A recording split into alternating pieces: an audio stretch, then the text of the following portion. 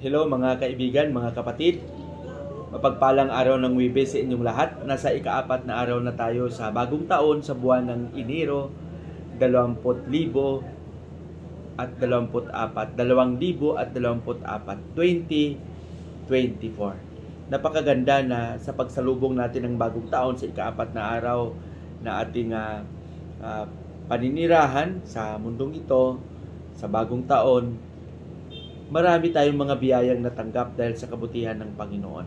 Alam ko na ang bawat isa ay patuloy na nagsisikap upang maging mabuti at pagsisikap din upang matugunan ang mga pangangailangan sa buhay. Maraming salamat sa mga nakikiisa sa hangarin na maipaabot ang pagninilay na ito sa iba't ibang lugar, sa iba't ibang tao sa pamamagitan ng pag-share ng vlog na ito. Kinikilala ko ang inyong walang sawang pagtulong sa pamamagitan ng pag-share. Maraming salamat sa inyong lahat. Tuloy-tuloy lang tayo sa ating pagninilay at pakinggan natin ng mabuti ang isinasaad na mensahe ng ating Ebanghelyo sa araw na ito. Ang ating Ebanghelyo ay ibabahagi sa atin ni San Juan, Kapitulo 1, versikulo 35 hanggang 42. Mga kaibigan, ano ba ang nilalaman ng ating Ebanghelyo sa araw na ito? Dito napansin natin na si Juan na nakatayo kasama ang dalawang alagad ni Jesus. At habang tinitingnan nila si Jesus na lumalakad, sinabi nila, narito ang kordero ng Diyos. At parang siguro posible nagtatanungan sila sa kanilang sarili at sa likod ng kanilang pagkamangha, nagtanong sila kung saan ba si Jesus. Kaya nga sabi ni Jesus, hali at makita ninyo. Hali kayo. Halika at makita ninyo. Come and you will see. Alam niyo mga kapatid, no? Ako naniniwala ako na kung tayo ay manatili palagi sa Panginoon, kahit paano maramdaman natin ang kanyang buhay na presensya.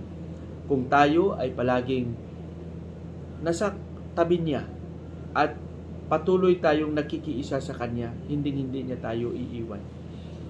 Para sa akin, ito yung pinakamalaking hamon na pagsisikap na gawin si Kristo na sentro ng ating buhay.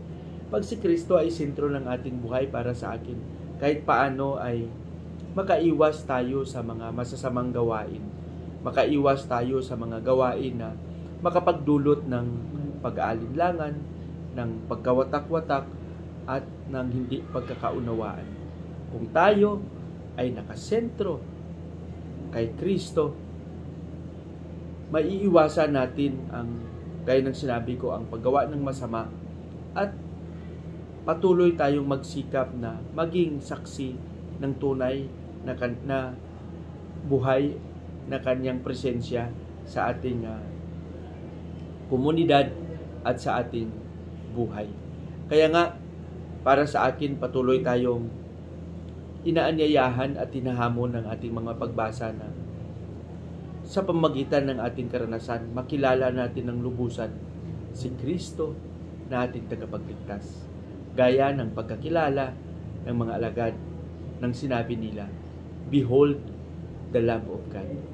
Naniwala ako na pagdating ng panahon, tayo rin mismo ay maging tunay na saksi at makapagsabi na oo nga, siya ang kordero ng Diyos. Patnubayan nawa tayo ng Panginoon sa ating panalangin. Panginoong Hesus, maraming salamat sa biyaya ng pananampalataya.